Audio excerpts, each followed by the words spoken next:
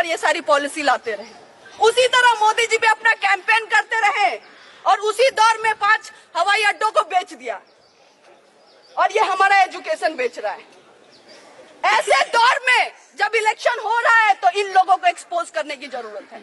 ये जो RSS BJP के लोग हैं, हमें जो नेशनल एंटी नेशनल का डिबेट सिखा रहे हैं, हमें नेशनल बनने की बात बता रहे हैं, हम उनको कहना चाहते हैं कि हमारे जैसा लोग, हर एक इंसान हर एक घर में होता है, जो जेएनयू आने का सपना देखता है, जो पढ़ने का सपना देखता है, एक अच्छे भारत बनाने का सपना देखता है, उनको ये बताना चाहेंगे कि मोदी जी है तब मुमकिन नहीं है, शिक्षा है तब मुमकिन है।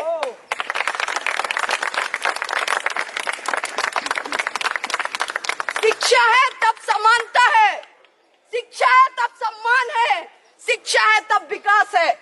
ये सारी चीजें उनको समझानी पड़ेंगी। आपको लग रहा है कि बिना एजुकेशन का डेवलपमेंट हो सकता है? नहीं हो सकता है। आपको लगता है कि नौकरी पकौड़े तलना, आपके लिए साइबर सेल में काम करना ये नौकरी है, तो हम नहीं मानते इसको नौकरी।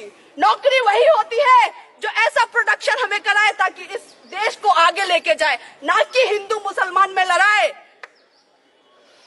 गलत गलत वीडियो डाल के आप दंगे करवा लीजिए पूरे देश में, लेकिन ये देश आपको एक्सपोज करेगा, बोलेगा कि आप ये जो फॉल्स डाइकोटमी क्रिएट कर रहे हैं, इंटरनल एनिमी तब से किए जा रहे हैं। हम पूछना चाहते हैं और हम ये बताना भी चाहते हैं कि इस देश का अगर इंटरनल एनिमी कोई है तो ये आरएसएस के लोग हैं। और ये आज से नहीं, स्वतंत्रता के टाइम से है। ये लोग, जब हमारे देश में लोग मर रहे थे, अपने जान दे रहे थे आजादी के लिए, तब ये सावरकर का फोटो इधर लगा है। ये लोग ही ब्रिटिशर्स को लेटर लिख रहे थे कि हमें माफी दे दीजिए, और अभी ये बोल रहे हैं कि मृत्युंजय जीतेगा या फिर मृत्यु जीतेगा या सावरकर। जब माफीनामा दोगे तो सावरकर जीतेगा, माफीनामा दोगे, देश बेचोगे तो कौन जीतेगा? सावरकर जीतेगा। अगर इनकी चलती तो ब्रिटिशर के गुलाम होते हम, अभी भी हम गुलाम होते अगर इनकी चलती।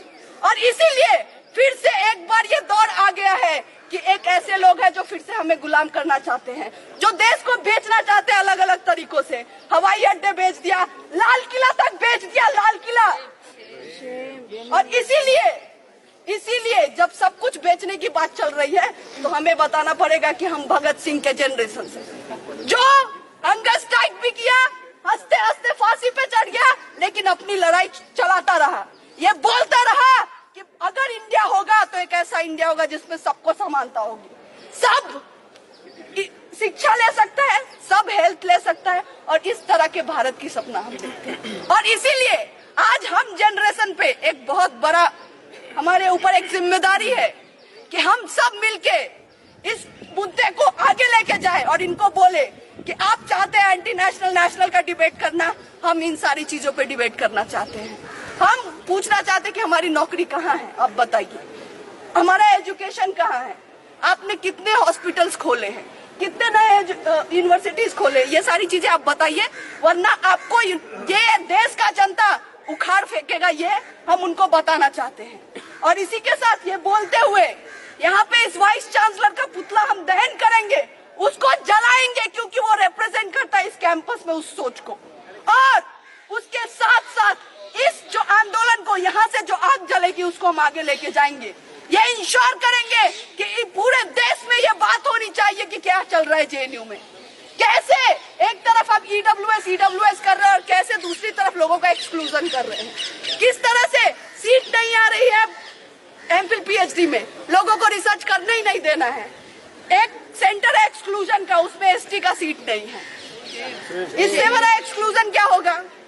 आप डेप्रीवेशन पॉइंट्स, जिसके लिए जेएनयू जाना जाता है, वहां पे डेप्रीवेशन पॉइंट्स खत्म कर रहे हैं। बीए लैटरल एंट्री, जिसमें बीए फर्स्ट ईयर में इंग्लिश में पूछते हैं, जो नहीं आ पाते हैं वो बीए सेकेंड ईयर में देते हैं, उनको वो बंद कर रहे हैं।